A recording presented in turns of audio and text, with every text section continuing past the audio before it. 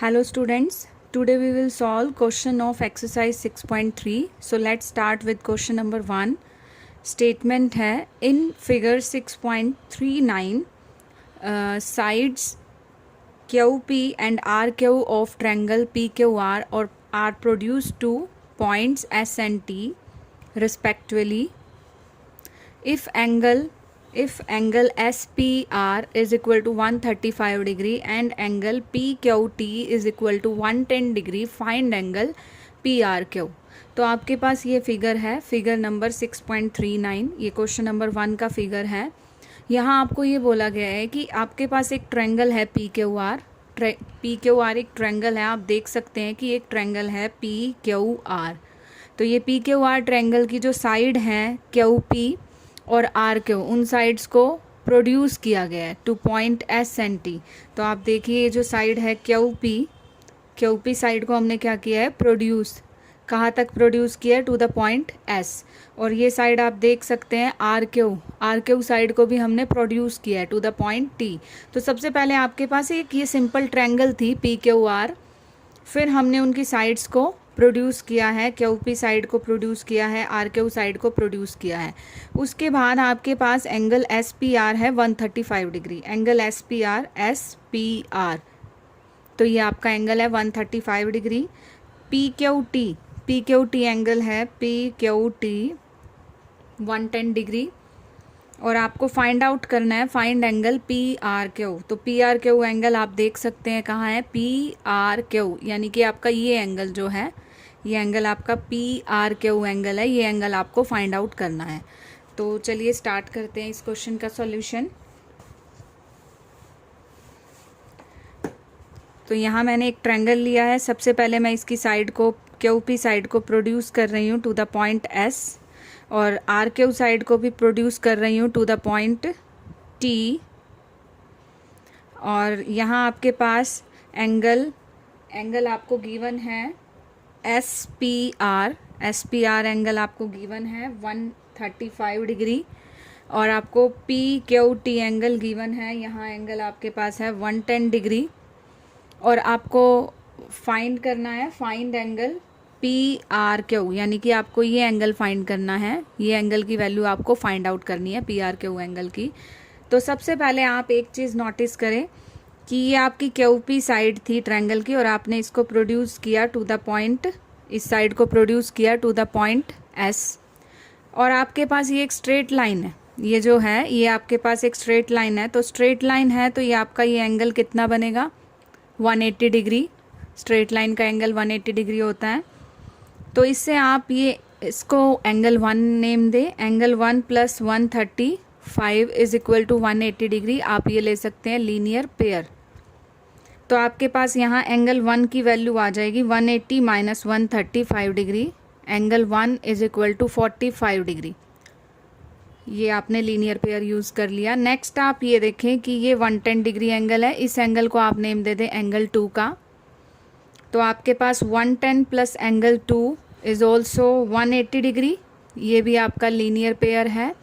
तो यहाँ आपके पास एंगल 2 की वैल्यू आएगी 180 minus 110, that is angle 2 is equal to 70 degree.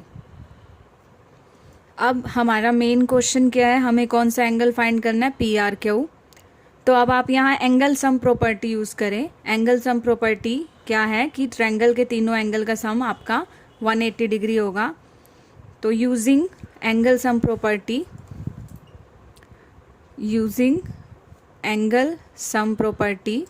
तो एंगल सम प्रॉपर्टी आप यूज़ करते हैं. तो एंगल 1 प्लस एंगल 2, आप इस एंगल को नेम दे सकते हैं एंगल 3 का. तो angle 1 plus angle 2 plus angle 3 is equal to 180 degree. ये आपकी एंगल सम प्रॉपर्टी है. तो आप यहाँ वैल्यू पुट करें. एंगल 1 की वैल्यू आपकी 45 डिग्री, एंगल 2 की वैल्यू आपकी 70 डिग्री, एंड एंगल 3 आपको, ये आपका एंगल 1, एंगल 2 और ये एंगल 3 आपको फाइंड आउट करना है. इसकी वैल्यू क्या आएगी, आपको यही फाइंड करनी है. This is equal to 180 degree. तो इनका सम हमारे पास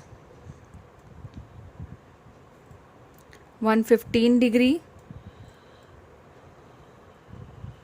तो that is angle 3 is equal to 180 minus 115, that is angle 3 is equal to 65 degree.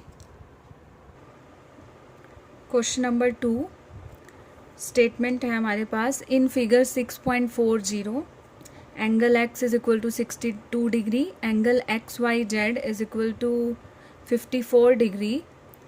If YO and ZO are the bisector of angle XYZ and angle XZY respectively of triangle XYZ, find angle OZY, आपको find करना है angle OZY and angle YOZ।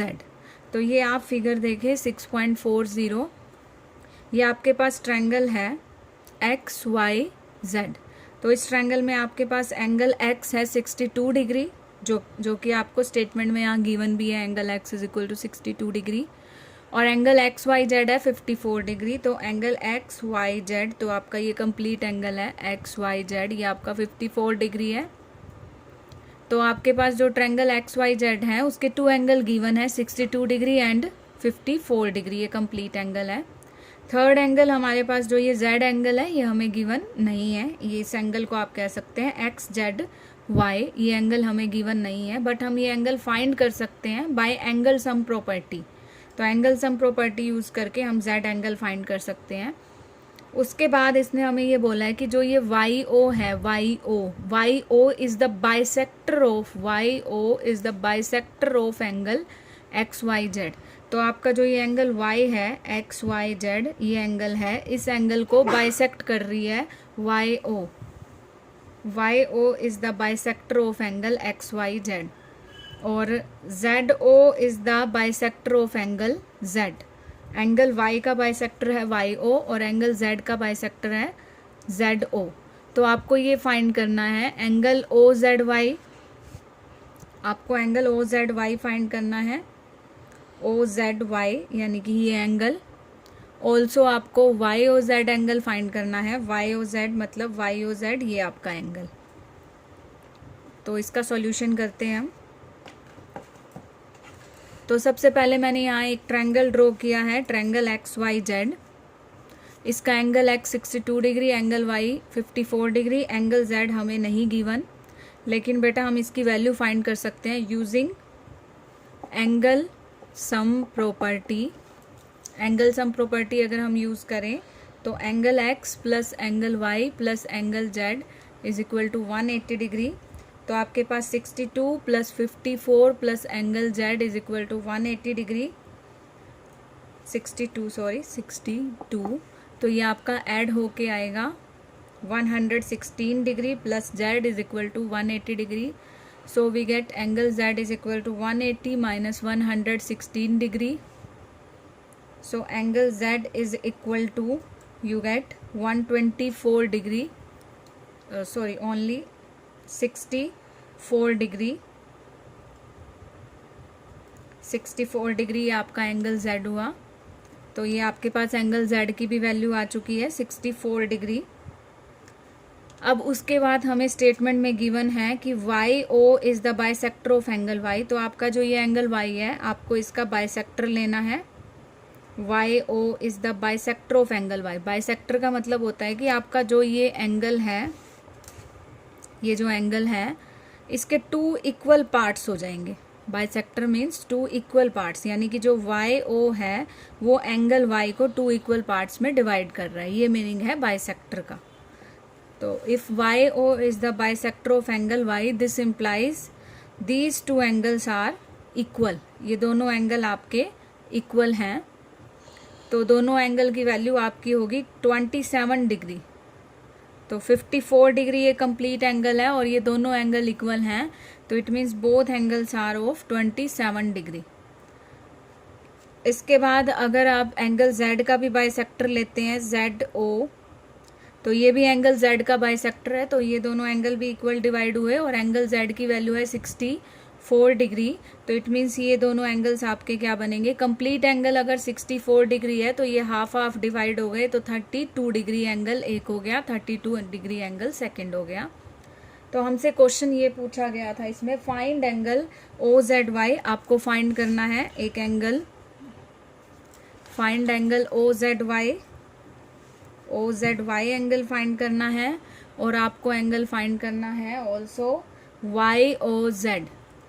तो ओ Z Y find करना है सबसे पहले, ओ Z Y, और उसके बाद Y O Z. O Z Y आपका ये एंगल रहेगा, और उसके बाद वाई ओ जेड आपका ये कंप्लीट एंगल, ये जो यहाँ पे आपका ओ पे एंगल बन रहा है वाई ओ जेड, ये आपका वाई ओ जेड एंगल होगा। ओ जेड वाई आपका ये एंगल होगा। तो जैसे कि आपको मैंने पहले ही बता दिया कि ओ जेड वाई कितना होगा, 32 डिग्री का। तो आप इस पॉइंट को नोट कैसे करेंगे, angle O Z Y is equal to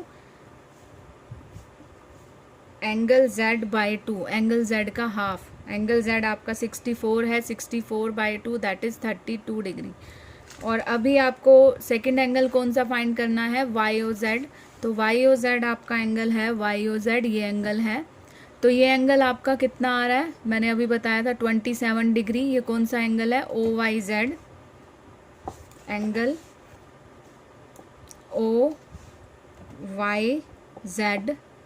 जो एंगल ओ वाई जेड है आपका ये 27 डिग्री है, और ये एंगल ओ जेड वाई कितना है, ओ जेड वाई आपका है 32 डिग्री, और ये एंगल बचा वाई ओ जेड। तो ये दो एंगल आपके पास हैं और ये एंगल फाइंड करना है। तो ये एक ट्रायंगल है, ट्रायंगल में आप एंगल सम प्रॉपर्टी यूज कर सकते हैं कि तीनों एंगल का सम 180 डिग्री होगा। तो in triangle O Y Z use angle sum property, we get 27 plus Y O Z plus 32, this is equal to 180। तो यहाँ आप लिखेंगे using angle sum property in triangle Y O Z we get this angle 27 degree, ये आपका 27 degree plus angle Y O Z plus this angle 32 degree is equal to 180 degree. अब आप यहाँ से वाई ओ जेड की value find out easily कर सकते हैं।